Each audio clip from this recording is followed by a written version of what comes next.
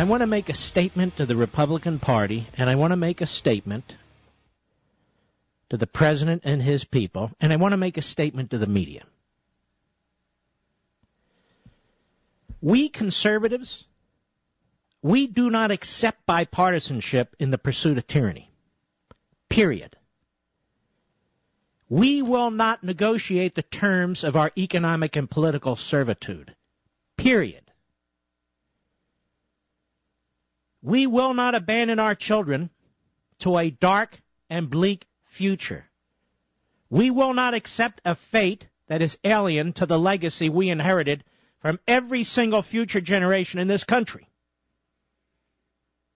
We will not accept social engineering by politicians and bureaucrats who treat us like lab rats rather than self-sufficient, independent human beings. There are those in this country who choose tyranny over liberty. They do not speak for us. 57 million of us who voted against this yesterday, and they do not get to dictate to us under our Constitution. We are the alternative. We will resist. We're not going to surrender to this. We will not be passive. We will not be compliant in our own demise. We're not good losers. You better believe we're sore losers. A good loser is a loser forever. Now I hear we're called purists. Conservatives are called purists. The very people who keep nominating moderates now call us purists the way the left calls us purists. Yeah, things like liberty and property rights, individual sovereignty, and the Constitution and capitalism, we're purists now. And we have to hear this crap from conservatives or pseudo-conservatives and Republicans. Millions of people who voted in 2008 did not vote this time. Romney received 2.5 million votes less than McCain. McCain-Palin, I should say. During the Republican primaries, you could see this coming in many ways. Now, we had to deal with what we had to deal with, but we could see it coming. We could see that Mitt Romney, and by the way, all day long, people are saying he's a decent guy with a wonderful family. I don't dispute that. He's a decent guy with a wonderful family. In fact, most people in this country are decent guys and gals with wonderful families. I have no personal animus to this man, toward this man, in any respect.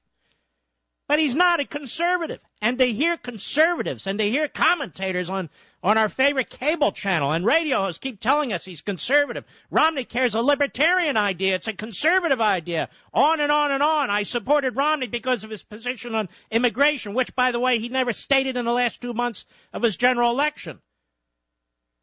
We did the best we could to support a man who was not a conservative, to defeat Obama because he is destructive of this nation and its very fiber.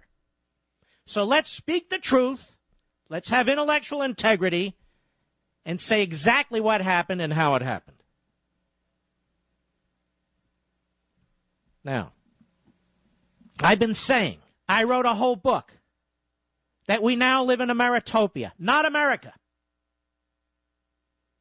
We love America. We love our country. We love our founding. We love everything related to our heritage that has brought us to this wonderful place.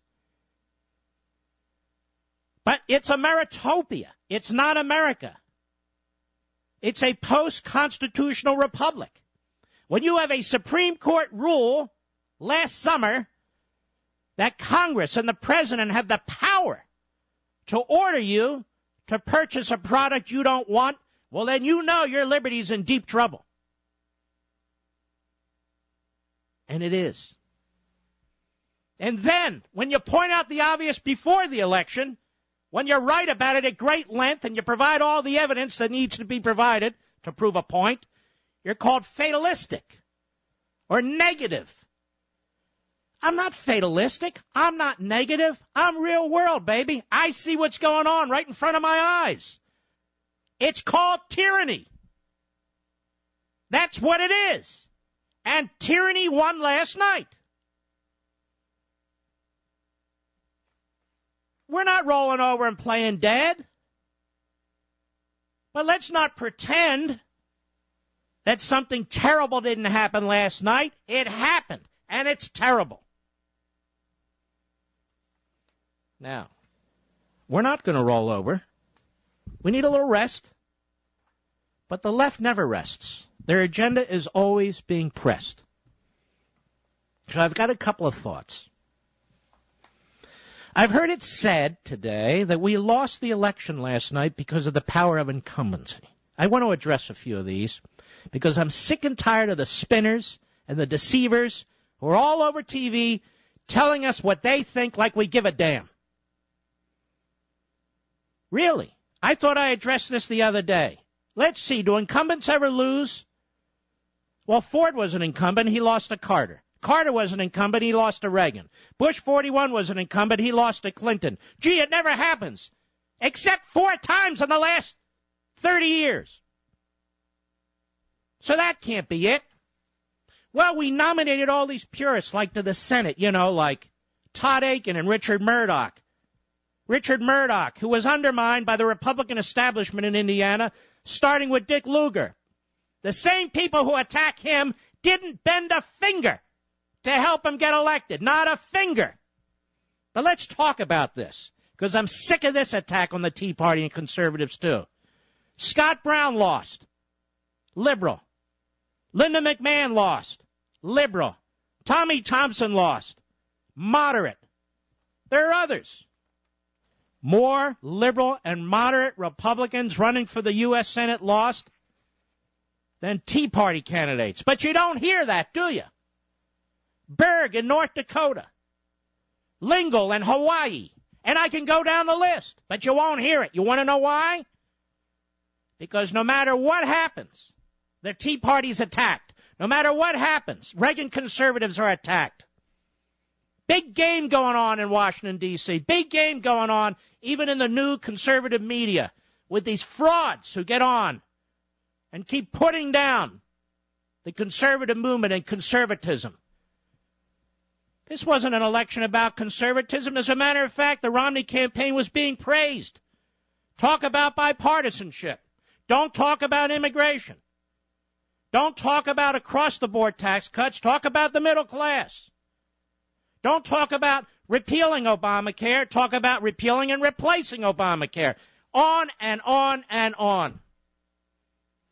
Now, this immigration issue, changing demographics. Republicans have to come to grips with this. Well, we conservatives have several answers. If the goal here is to change the demographics of the nation, then by God, let's change the demographics of the nation. You idiots in the GOP, Karl Rove, $250 million you raised, well spent, obviously. Why don't you go to the consulates all over our country, go to the embassies, or better yet, go overseas. Go to the East Bloc. Go to the East Bloc. Go to the people who live behind the Iron Curtain and tell them. Tell the Cubans, if you can get out, come by the tens of thousands. Tell the Venezuelans, come to the United States. All those countries. And then we will get you citizenship. And we will register you as Republicans. Where is it written that America can only accept individuals from the third world, the vast majority of whom, not all, please, the vast majority of whom are impoverished and illiterate? Where is it written that those are the only immigrants or illegal immigrants that we can accept? I say let us import individuals from parts of the world, if we're going to import them from the third world, from other parts of the world, who I know are going to register Republican. What do you think of that idea, everybody?